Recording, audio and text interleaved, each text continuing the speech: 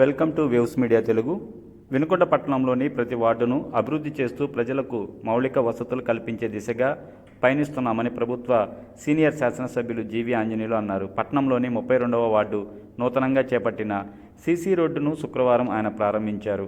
ఈ సందర్భంగా chief whip జీవి మాట్లాడుతూ మున్సిపాలిటీల అభివృద్ధికి కూటమి ప్రభుత్వం ప్రత్యేక నిధులు కేటాయించి అభివృద్ధి కార్యక్రమాలు చేపడుతుందని అన్నారు. గత 5 ఏళ్ల వైసీపీ పాలనలో మున్సిపాలిటీలు ఒక్క అడుగు కూడా ముందుకు వెళ్లలేదన్నారు. కూటమి ప్రభుత్వం అధికారంలోకి వచ్చినప్పటి నుండి వార్డుల్లో సమస్యలు తెలుసుకొని పరిష్కార దిశగా పనిచేసే అనేక అభివృద్ధి కార్యక్రమాలు చేపట్టడం జరిగిందన్నారు.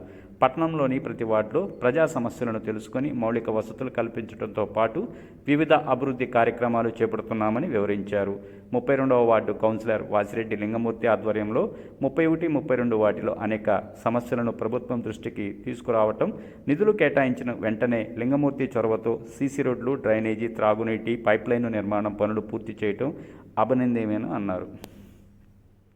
అందరికీ నమస్కారం. ఆంధ్రజ్యోతి ఒక వినూత్నమైనటువంటి కార్యక్రమం తీసుకుంది. ప్రజా సమస్యల పరిష్కారమే వేదికగా తీసుకోవటం ఏబిఎన్ ఆంధ్రజ్యోతి ఒక గొప్ప కార్యక్రమానికి శ్రీకారం చుట్టడం ఎంతో అభినందనీయం.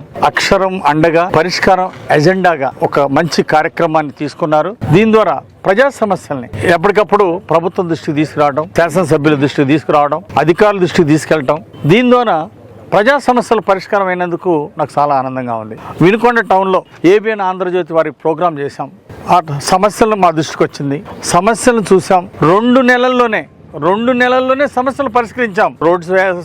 రోడ్లు వేసాం. అలాగే కలవట్టు కట్టాల్సిన కాడ కలవట్టు కట్టాం. ఈ విధంగా 45 లక్షల రూపాయలతో ఇక్కడ ఈ వార్డులో 31వ వార్డు, 32వ వార్డులో ఇక్కడ కార్యక్రమాల్ని చేయడం జరిగింది. ఇది ప్రజలకు ఎంతో అవసరం. ఈ సమస్య మా దృష్టికి వచ్చింది. 2 నెలల్లోనే సమస్య పరిష్కారం అయినందుకు మున్సిపల్ కమిషనర్ సుభాష్ చంద్రబోస్ గారికి, అట్లాగే మరి చైర్మన్ మరి దస్తగిరి గారికి, షకీలా గారికి ప్రత్యేక అభినందనలు తెలియజేస్తున్నా. అలాగే ఈ కార్యక్రమంలో పాల్గొన్నటువంటి కౌన్సిలర్లకు, అలాగే ఎన్డీఏ నాయకులకు, కౌన్సిలర్లు అందరికీ కూడా హృదయపూర్వక అభినందనలు. ఖచ్చితంగా భవిష్యత్తులో కూడా ఇలాంటి చక్కటి కార్యక్రమాలు మరెన్నో ఏబిఎన్ ఆంధ్రజ్యోతి తీసుకోవాలని చెప్పేసి నేను ఆకాంక్షిస్తున్నా. ఇది ప్రజాప్రతినిధులకి సమస్యలను గుర్తు చేసినట్టుగా ఉంది. అట్లాగే అధికారులకి ఈ సమస్య పరిష్కారం చేస్తే ప్రజలకి మరింత సంతోషంగా ఉంటుంది, వాళ్ళకి మేలు జరుగుతుంది అనేటువంటి దీంతో ముందుకెళ్తుంది. ఈ రోజు ఈ ఏబిఎన్ ద్వారా వచ్చినటువంటి సమస్యని 2 నెలల్లో పూర్తి చేసినందుకు మాకు ఆనందంగా ఉంది, సంతృప్తిగా ఉంది.